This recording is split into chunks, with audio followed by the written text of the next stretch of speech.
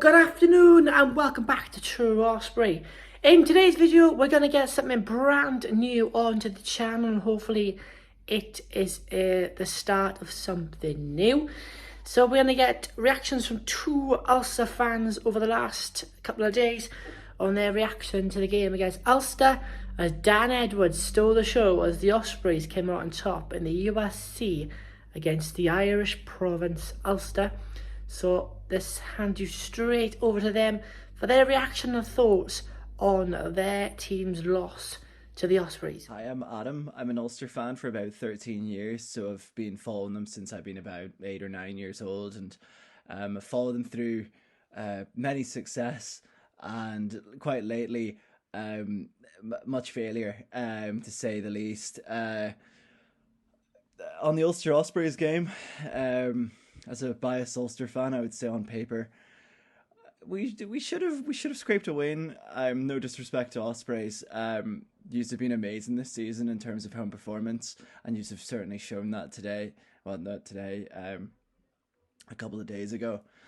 Yeah, it was just you played unbelievably. I felt like there was at the end with the drop goal, just we didn't deserve to win it at that point in the game at all, and certainly watching it back, and certainly listening to radio at the time because I was in work and I managed to get it on a radio. Hearing the opinions of certainly the commentators and our coach at the end, just could not believe the reaction from them, being that the referee was too instrumental in the game, despite the Ospreys at one stage having 13 players on the pitch.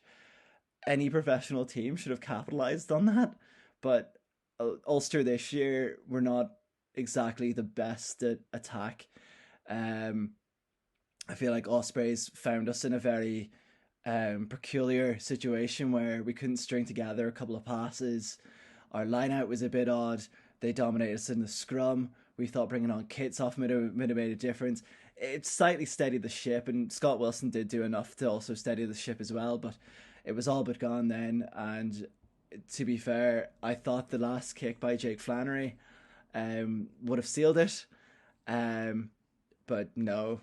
And fair play to his. It was a great performance, and you're above us in the URC, and that's completely fair enough, and so be it.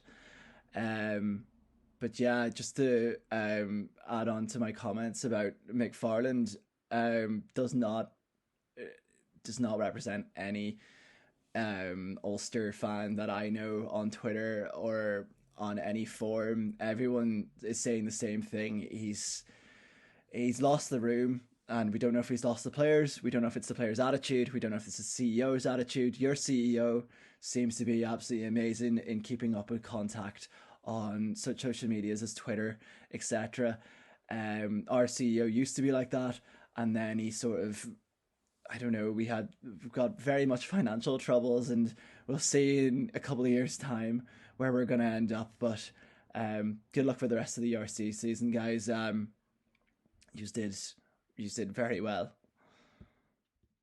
Hello Darren, how's it going? It's David Topping here from White Walkers Chatting Crack, the Ulster Rugby Roundup show. Thanks for having us on and being a part of your review of the Ospreys Ulster game.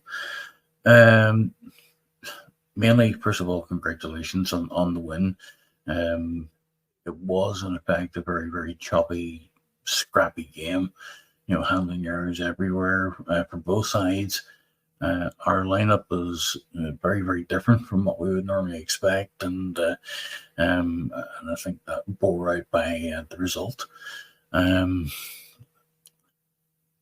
think Dan McFarlane kind of knew that the end was nigh. You know, even just looking at him, pre-game, you just knew that something was just not right.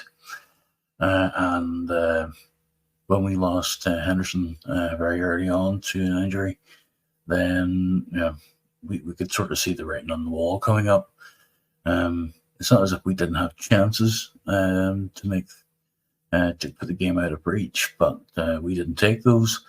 Our discipline was patchy in the second half, and some wonderful scores from Ospreys really did put us to the sword. And because we didn't take our chances earlier on in the game, it left us vulnerable to that absolute cracker of a drop goal. Although, frankly, we thought we had it won after that excellent kick from behind the halfway line from young Flannery. But alas, it's not to be. And, we have to take that one on the chin. Unfortunately, it has cost Adam McFerrin his job, having stood down as Ulster head coach. And the IRFU have been very quick to put Richie Murphy in from the under-20s. It'll be interesting to see how it goes, but it's been quite a dark few days for Ulster Rugby, and who knows what will happen next.